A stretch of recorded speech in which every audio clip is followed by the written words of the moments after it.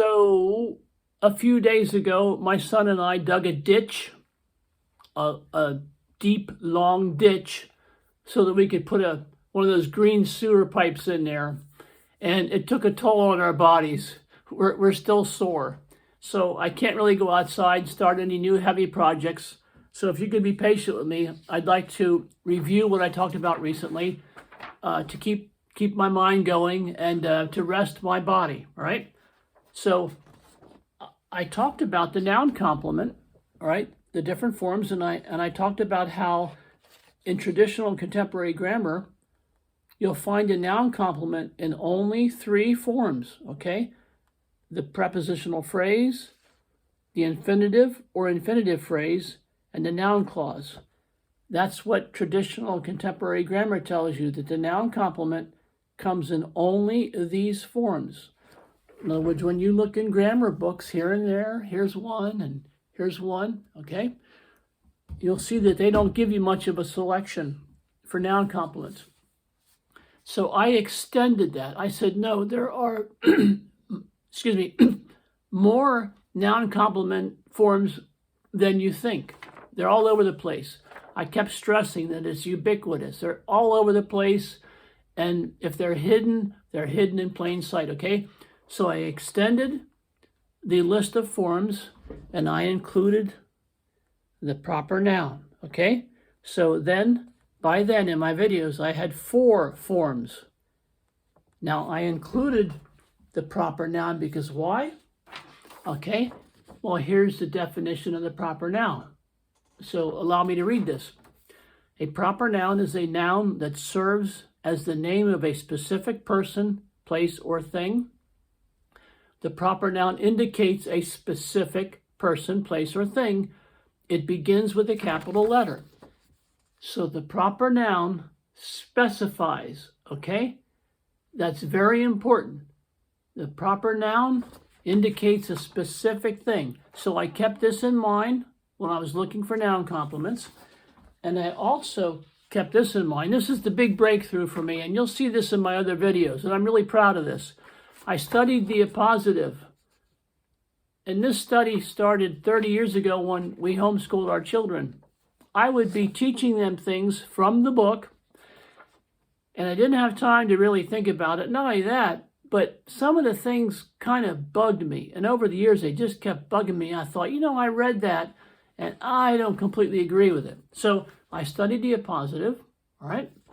And I found in the books from the experts, academia, that they told me that the appositive can be non-restrictive or restrictive. That's what they said. It can be non-restrictive, all right, or restrictive. And here's a sample sentence. Here's non-restrictive. The non-restrictive appositive is in this sentence. And the sentence is, the huge tree, comma, an old oak, comma, was struck by lightning. All right? So you see here, the little appositive here, the little phrase, an old oak, kind of renames the word tree. All right? And that's non-restrictive, and that's okay. That works. But then they give examples of restrictive appositives. And I say, no, I don't agree. I don't think there is such a thing. And here's a sample sentence. The word that has 5 grammatical functions. And you know that from my videos. So the sentence is, the word that has 5 grammatical functions. So you see here, we have the word that, and that's supposed to be a restrictive appositive, all right? Renaming the word word. But it doesn't rename the word word, it names it. So an appositive renames, and in this sentence, this isn't working. So here's another sample sentence of a so-called restrictive appositive. All right, the philosopher Schopenhauer wrote excellent essays, okay? The philosopher Schopenhauer wrote excellent essays. So you see Schopenhauer is supposed to be your restrictive appositive, but it doesn't rename the word philosopher. It names the word philosopher, so it's disqualified as an appositive. For me, this was a great breakthrough because you won't find this in any other grammar books anywhere. So I say the appositive is non-restrictive and it cannot be restrictive. And this is the beautiful thing.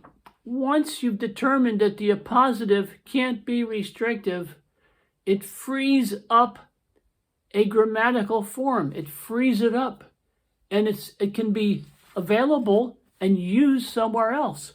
So I said, well, why wouldn't it be a noun complement? So then I proved it. All right. So when I said I'm introducing a fourth form of noun complement, the proper noun, all right, I based it on the the definition of the proper noun, right? And I based it on the fact that an appositive can't be restrictive. This is a beautiful thing. So from there, then, I took the proper noun, the noun complement in proper noun form, and I just divided it, broke it down, all right, into three separate forms. You've seen the videos. Name complement number 1 and 2. Okay, you've seen me break it down. In other words, I took number 4 and opened up the category, all right? Then I took that same proper noun concept, that category, and I opened it up some more. I said, okay, you have your proper noun, but you also have your name complement 1A, 1B, and number 2, all right? You have that. So I opened up this category here. But these three forms all fall under proper noun. So you've seen this in my recent videos. You've seen this paper. And you say, well, that's comprehensive. You can't do better than that. Well, when I spoke to a few people about this who were actually interested, I thought, well, you know what? You can clean it up. You can clean it up and make it tidy even better. So here's your noun complement forms. Here's your 3 traditional, okay? All right, then I added this. I added the proper noun as a noun complement. In other words, here's an example. A proper noun complements a proper name, and that would be President Truman. See? A proper noun complements a proper name. I'm speaking slowly because I speak incorrectly. I have some kind of neurological thing going. Anyway, so then I opened this up, this category, and I list this as the proper name category, okay? And then you have 3 examples here, okay?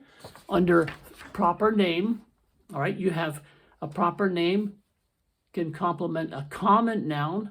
A proper name can complement a proper name, and a proper name, again, can complement a proper name. What that means is, right, here you have a proper name complements a common name, all right? My sister, Jenny, you've seen that in my videos. Here's a proper name complements another proper name, all right? Here's Jenny Lynn, and Lynn is complementing Jenny. And here you see a proper name complements a proper name. And in this case, it's the family name. In other words, Jenny complements the family name. Jenny Lynn, okay, complements the family name. You've seen that many times in my videos. All I'm trying to say is I just took the proper noun concept and I opened it up. All right, I opened it up, spread it out so you can see it clearly. Right here you can see it beautifully. And then, of course, there's the other forms that I talked about. And in total, you would say, well, according to this paper, there are only 7. Okay? Remember, I started out with 6 in my first video. Then I went to, made it to 9. But that's only because I spread them out. Okay? And then I went back and reduced them back to 7, all right? But if you think about it, if you realize that this proper noun category has been expanded Just like when you click on a button on a website, when the page opens up and expands.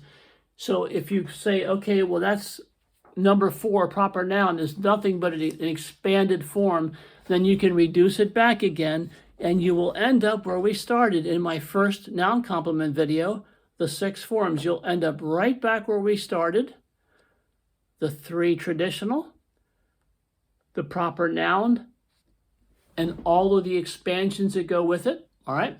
And then you have the distinction phrase or clause, which you would call a relative clause. And then you have the adjective or adjective phrase. So essentially, really, when you simplify it, you have really 6 noun complement forms. And that's what I've been trying to say in all these videos in different ways. They're just different ways to look at it. But the introduction, when I introduced the proper noun as a noun complement and explained thoroughly that the appositive has to be non-restrictive, then all these beautiful things fell into place, and I hope you understood that.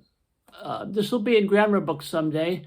At least part of this concept will be in grammar books, and I'll be long dead, but that doesn't matter because I think the ideas are very good. And like I said, I'm just taking a break from hard work, digging and moving dirt. So thanks for being patient, and I'll see you either here or on my new channel, which I am actually working on. Good night.